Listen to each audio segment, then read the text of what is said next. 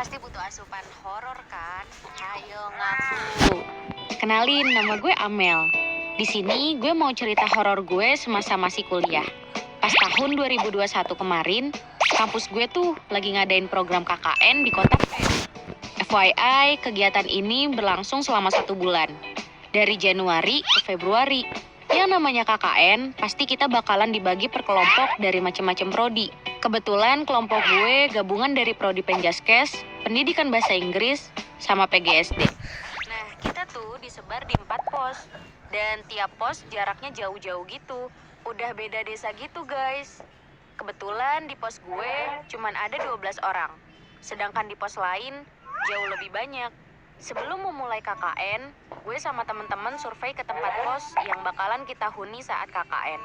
Finally, tibalah saatnya di hari pertama kita KKN. Kita semuanya ngumpul di pos buat diskusi apa aja yang mau kita jalani di sini. Ya, kayak program kerja gitulah. Terus kita juga bagi jadwal piket di setiap harinya. FYI, pos yang kami tempati adalah rumah kosong yang cukup lama tidak dihuni oleh pemiliknya karena sudah meninggal.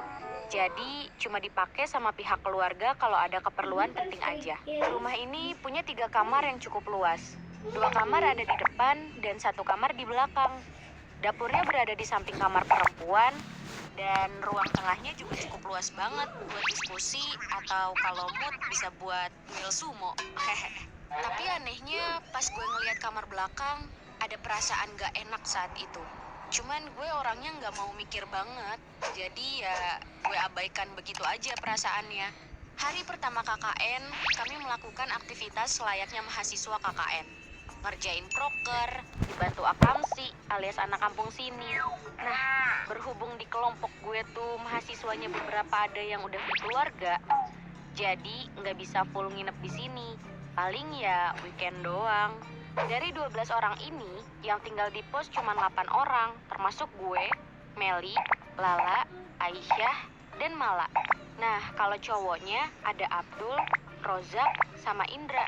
Sedangkan yang nggak tinggal di pos itu ada Nita, Mei, Freddy, sama Bella.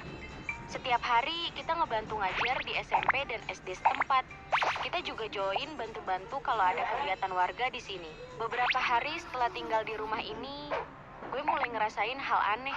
Bawaannya kayak ada orang yang ngeliatin gue gitu. Nah, jadi waktu itu Abdul, Rozak, dan Indra udah tidur di ruang tengah. Anak-anak cewek tuh udah pada istirahat di kamar. FYI, lampu ruang tengah tuh selalu dimatiin kalau pada tidur malam. Jadi pas tengah malam, gue kebangun buat sholat tahajud. Ini keadaannya gelap banget, tapi gue nggak tega ngebangunin teman-teman gue. So, ya udah, gue ke kamar mandi sendirian buat wudhu. Terus pas balik dari kamar mandi, baru beberapa langkah ada sosok bayangan hitam, gede, yang nongol di hadapan gue. Badan gue nge-freeze, gue gemeter ketakutan. Gue coba nunduk sambil ngebatin.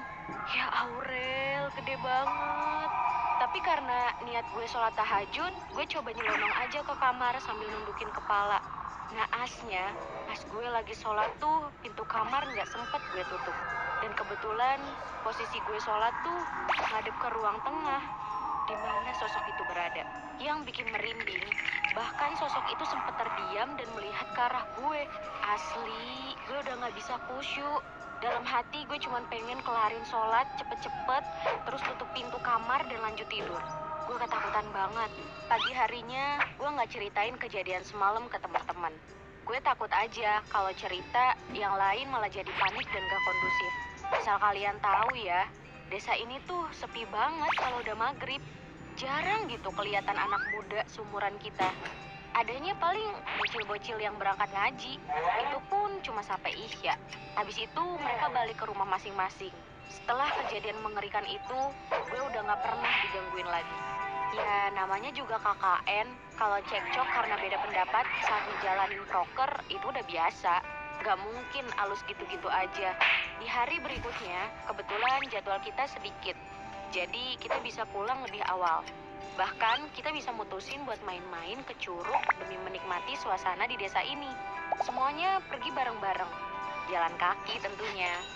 Jaraknya memang lumayan jauh, apalagi saat itu lagi gerimis. perjalanan, Meli nggak bisa diem. Dia nyerocos mulu. Ngomong ini, ngomong itu. Sampai akhirnya kita sampai di Curug. Di sini kita cukup lama menikmati pemandangan dan suasana alam. Pas pulang dari Curug, kita sempat kehujanan. Makanya neduh dulu sebentar. Baru deh sorenya sampai rumah. Malam pun tiba. Seperti biasa, kami makan bersama sebelum beristirahat. Malam pun semakin larut ketika pukul 11 malam, gue sama Mala kebangun karena ngedenger jeritan Meli yang meraung-meraung kesakitan sambil megang telinganya gitu. Bahkan parahnya, dia sampai meminta pulang. Gue sama Mala jadi bingung dong, gak tahu lagi harus gimana. Sakit, sakit, rintihan Meli. Gue sama Mala sempat mikir, apa ini karena yang tadi Meli di Curug gak bisa jaga sikap ya? Deh, gue berusaha nenangin dia. Pokoknya malam itu malam yang panjang banget. Kita semua anak satu pos berusaha menenangkan Meli. Keesokan harinya, Meli udah gak ngeluh kesakitan. Tapi anehnya, dia gak mau jawab setiap pertanyaan yang kita tanyain. Dia malah diem aja, gak kayak biasanya. Padahal dia orangnya talkatif banget. Ya, seperti hari-hari sebelumnya. Ada yang aktif ngebantu ngajar di SMP. Terus malah sama Meli ngelanjutin ngeliat proses pembuatan gula aren. Sedangkan gue waktu itu balik duluan ke pos. Karena mikirnya bakalan ada beberapa temen yang nunggu di sana. Tapi pas nyampe pos, ternyata sepi. Berhubung gue belum sempet sarapan, akhirnya gue ke dapur dan buat makanan.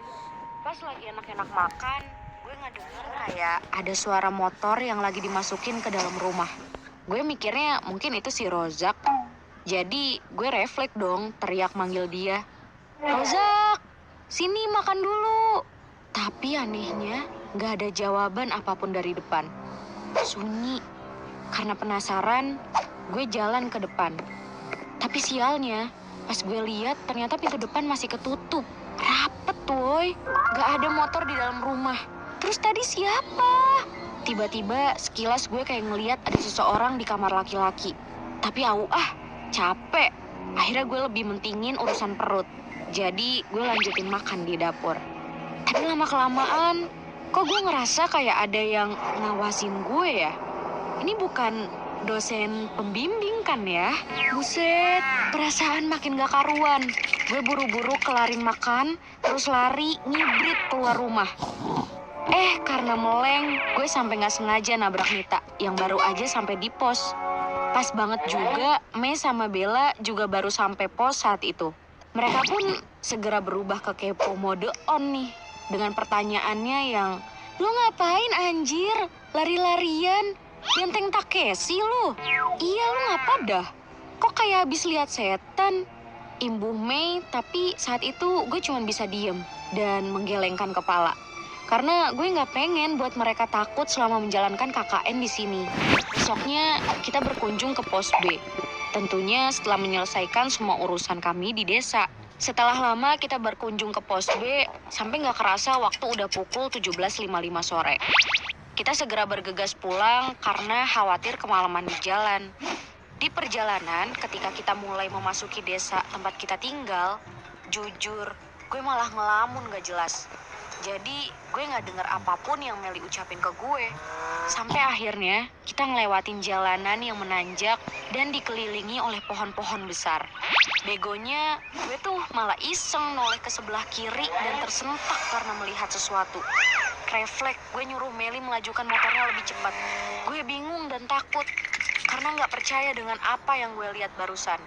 Lu mau tahu gak gue lihat apa? Gue lihat sosok perempuan berbaju putih, berambut panjang, sedang berdiri di antara pepohonan itu sambil menyeringai menatap gue. Tapi lagi-lagi gue memilih buat diem dan tidak menceritakan apapun ke teman-teman gue. Entah kenapa, beberapa hari setelah itu, Nita, Bella, dan Mei selalu meminta untuk tidak mematikan semua lampu di pos ketika malam datang. Kita pun menurutinya, tapi malam itu Abdul nggak bisa tidur dengan berkali-kali menelpon ke HP gue. Ya, tapi nggak gue angkat teleponnya karena sinyalnya zong banget bro di sini. Nah, baru deh subuh Abdul cerita ke kita semua kalau dia melihat pintu ruang tengah bergerak sendiri, seperti ada yang memaksa buat masuk. Dan dia juga mendengar suara deru motor seperti sedang dimasukkan ke dalam rumah.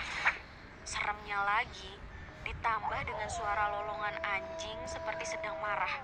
Katanya Abdul, waktu itu dia udah nyoba ngebangunin Indra dan Rozak, tapi nggak ada dari mereka yang terbangun sampai akhirnya dia mencoba nelpon gue. Duh, jadi nggak enak nih gue sama Abdul. Nah, gue nggak ngangkat teleponnya dia semalam. Kita semua sontak kaget dengan apa yang diceritakan Abdul. Tapi kita berusaha berpikir positif karena program KKN kami di desa itu hampir selesai. Waktu pun berlalu begitu aja. Tiba di mana hari terakhir kita melaksanakan proker kami. Sebelum mengakhirinya, kita mengumpul di depan pos sampai kita semua menceritakan kejadian aneh yang kami alami selama KKN di pos itu. Jujur gue kaget. Gue pikir cuma gue doang yang diganggu. Ternyata enggak. Hampir dari kami semua diganggu oleh penunggu rumah itu. Seperti saat gue dan Abdul yang mendengar suara deru motor masuk rumah di malam hari, ternyata Bella dan suaminya pun mengalaminya saat dia baru sampai di pos. Dia juga melihat ada Aisyah yang sedang memasak di dapur, padahal jelas-jelas Aisyah nggak ada di situ. Nah, siapa dah tuh yang masak? Itulah alasan kenapa dia minta ke gue buat nggak matiin lampu ketika malam tiba. Dan lebih kagetnya lagi, setiap tamu yang mampir ke pos selalu melihat sosok tinggi, besar, hitam berada di belakang kamar laki-laki. Kami semua tahu rumah ini kosong sejak ditinggal oleh pemiliknya. Namun semua barang-barangnya masih tersimpan rapi di dalam rumah. Kami bersyukur masih bisa melewati ini semua sampai program KKN kami selesai. Entah apa dan siapa yang mendiami rumah itu selama kosong, yang jelas makhluk seperti itu memang benar adanya. Dan mereka hidup berdampingan dengan kita setiap hari. Oke guys, udah selesai ya ceritanya. Jadi saran gue kalau lagi dalam keadaan kayak gini, please tenangin diri dulu. Ingat, kita punya Tuhan yang akan melindungi kita. So, kalau kalian suka, silahkan klik tombol like, share, dan komen, serta subscribe channel Gue Punya Cerita.